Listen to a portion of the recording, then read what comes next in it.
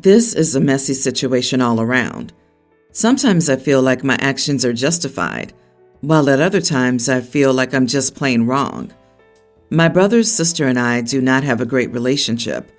We're all low or no contact with each other. I have a great job that pays very well, while they're barely making minimum wage or living off their spouses. During our parents' last years, I was the only one in any position to help them. I paid for whatever care they needed and made sure they were comfortable. My siblings sometimes visited our parents, but none contributed to their care. I also paid the taxes and maintenance of their house. We never discussed their wills beyond them letting me know they existed. When our dad passed, he left everything to our mom. When she passed, I was shocked. I thought the estate would be divided equally between the children, but instead, the bulk of the estate, almost all of it is in the house, was left to my siblings. My portion was a minority, 5% ownership in their house. Mom wrote letters to all of us, and in her letter to me, she thanked me for taking care of her and explained that she left me so little because I didn't really need it, while all my siblings needed all the help she could give them. The shock turned into hurt, as I did more for my parents than everyone else. My siblings immediately wanted to sell the house to cash out. I don't know the market value, but the tax value is about $750,000. My siblings are begging me to agree to sell or buy them out because they can't afford their portion of the taxes, including their huge estate tax bills coming up, and maintenance, and they can't afford to buy me out. I've done fine before the measly inheritance, so I won't miss it. On the other hand, my siblings want to move out of their apartments or pay for their kids' braces or some other sappy excuse. One even said his wife's car is dying and they currently can't afford a new car. My wife understands my hurt, but she said I'm taking it too far. My siblings alternate between begging and cussing at me. Am I the idiot? You are the idiot. I'm sorry, man, this sucks. But for what you're asking, you are an idiot. You're blocking the cash out of your mom's house out of pettiness. You have a 5% stake in the house. I'm pretty sure it'll be easy for them to get the executor to force the sale of the house. What is your plan? If you want to live there, you'll have to pay them rent or buy them out. 95% of the house's owners want to sell. They'll get it sold, but with a lot of bad blood. Your mom left a poor thanks for all your help, but it's not their fault. And you know they need the money.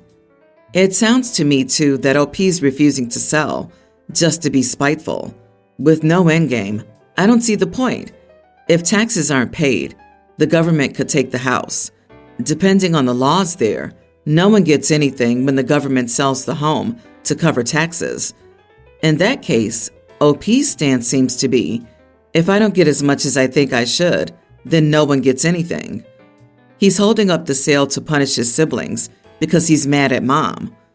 I don't know, man. If this was my sibling, I'd understand why they were upset and try to do something to make it right and ease that emotional pain. Sounds like his siblings haven't even offered a token acknowledgement that he got screwed over. I can completely understand the impulse to say, forget it, I'm not helping you. In my opinion, nobody looks good here. Mom most especially. OP is repeatedly bragging about how they don't need the money, but the sibs do. This is exactly why their mom did what she did. OP wished for no money, and the siblings need it for sappy excuses like upgraded living conditions, medical needs, and a working car. Guarantee OP is militantly child-free. Imagine describing a parent wanting braces for their child as a sappy excuse. You are the idiot, but mainly to yourself. Let them sell the house and use the opportunity to separate themselves further. Update: it's not about the money. If my mom had left me the entire estate, it still wouldn't be enough to cover the cost of what I spent on their health care, groceries, funeral costs, and not to mention all of the bills related to the house. I spent that money with the full understanding that none of it was coming back because they were my parents. The hurt comes from the nominal amount. My end game? On good days, I don't know what my end game is. On bad days, I'm willing to go scorch earth and let the city auction off the house for unpaid taxes. Before my mom passed, the roof was leaking, and I got estimates ranging from $25,000 to $30,000 to fix the rotted wood and replace the shingles. She went downhill, so I just forgot about it. But now I'm willing to let it collapse into itself. There's no way my siblings can come up with the money to fix the roof, much less pay the taxes. My husband has a son, pre-tween, from a previous relationship. My husband temporarily has full custody of his son because his mother is in deep financial trouble. He's been with us for 8 months. My family knows him, my cousins. No one had any problems with him attending family functions. My cousin, 26 female, is getting married in a few months. She sent us an invitation, but it was only my husband and I on the invitation. I asked my cousin about it and asked if it was a mistake. She clarified that it was not a mistake and that he wasn't invited because it was a family-only event. My husband was understandably very upset and will not be attending the wedding. I want to attend my cousin's wedding just as a formality and won't stay the entire wedding day. I've yet to tell my husband this. My sister's also not attending the wedding because her stepdaughter wasn't invited. Sister's bio children were invited. Their names were on the invitation, just not her stepdaughters.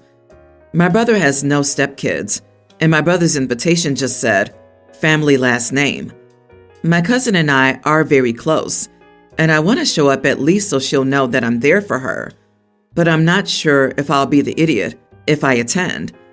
Am I the idiot? You are the idiot. This is the time to circle the wagons around your nuclear family. You, your husband, and your stepson. Your cousin is drawing very clear lines that stepchildren are not family. Your sister's already said she won't attend. I strongly recommend you do the same, unless you want to jeopardize your relationship with your husband and stepson. And just to add, if you and your cousin are very close, she should be treating your family like family and not ostracizing them. Your sister was invited with her bio kids, but not her stepdaughter? Jesus, can you imagine being that kid? Your whole family's invited, but you specifically not. How cruel can you be? At least the sister has some sense. Your cousin is an idiot for making those distinctions. OP wants to be there for her cousin. Unfortunately, she doesn't give a crap about being there for her husband or stepson. I'm trying to imagine having a relative that was this much the idiot. I truly cannot fathom it. OP seems to be on the verge of making a major mistake, both in terms of general morality and ethics, and specifically in terms of damaging her primary relationship, not to mention her relationship with her sister. What does the cousin have that husband and sister do not? How is your husband's child not family? Because he didn't come from your uterus? What if you had an adopted child?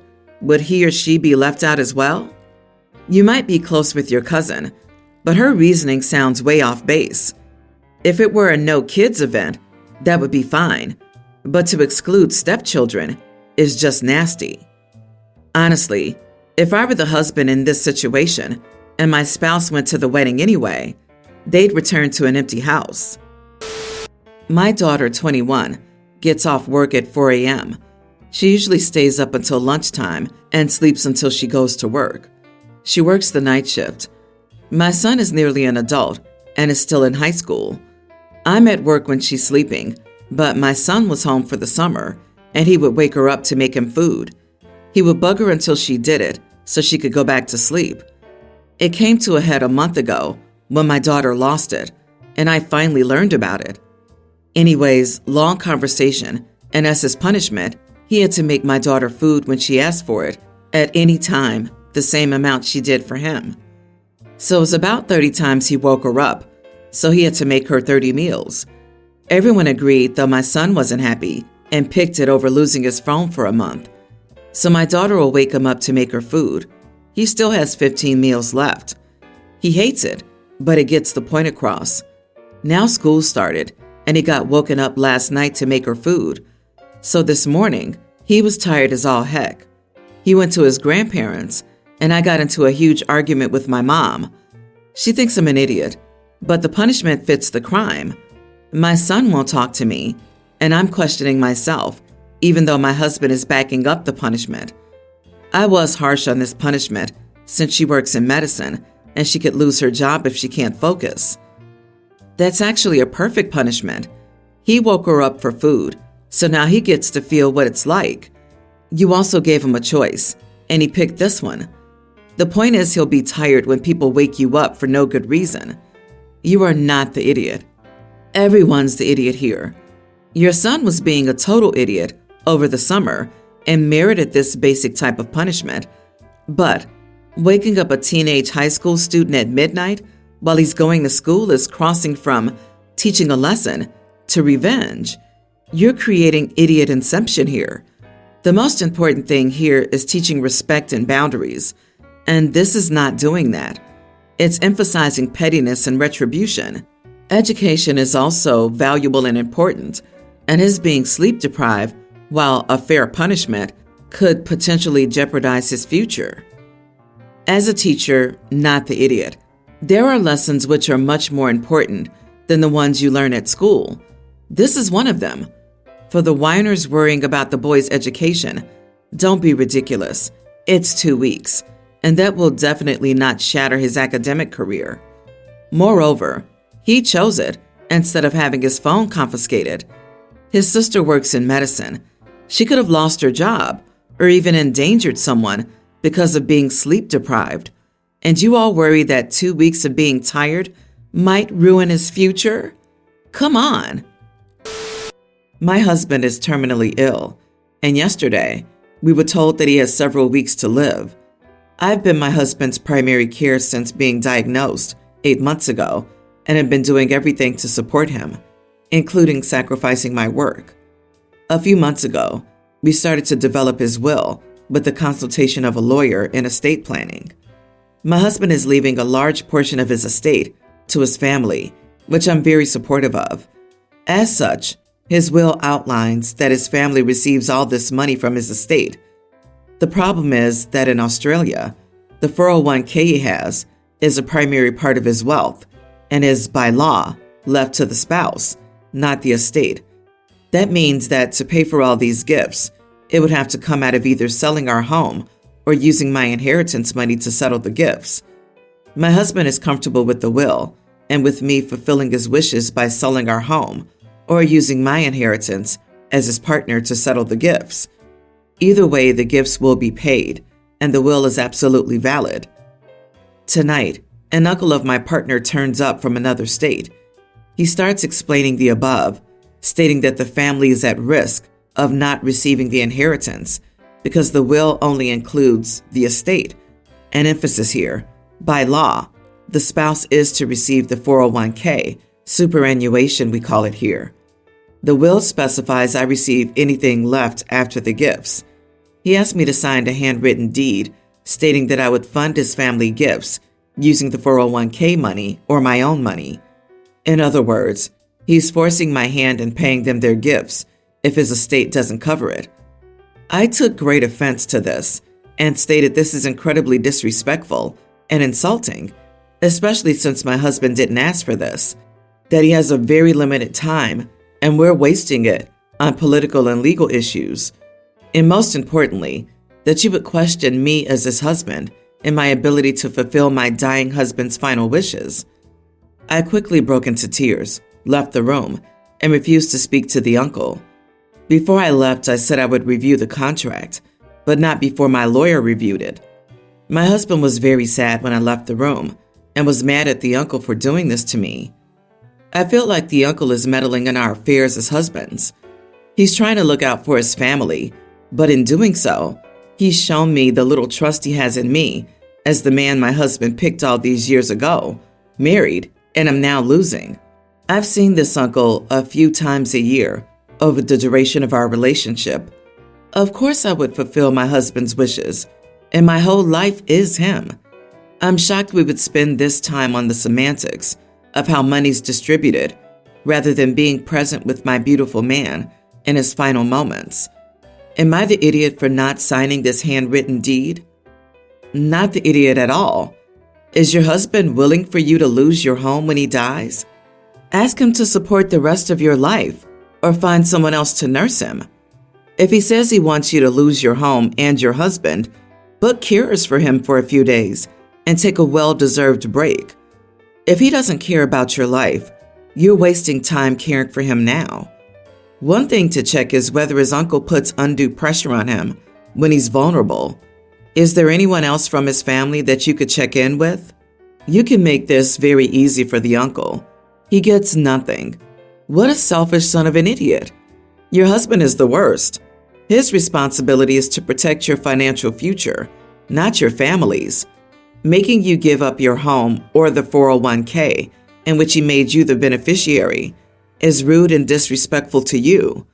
You sacrificed for him, and he's repaying you by giving away your financial stability to his family.